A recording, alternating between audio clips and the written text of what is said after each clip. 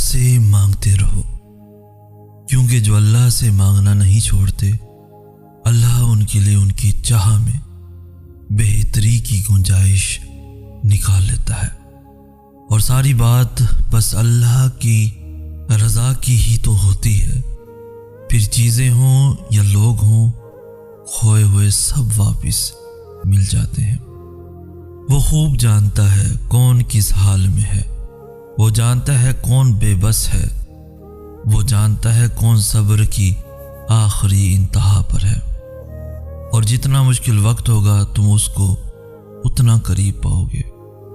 وہ نہ چاہے تو کوئی پتا بھی نہ ہل سکے، وہ چاہتا ہے تبھی تو تمہارے منہ سے دعا جاری ہوئی ہے۔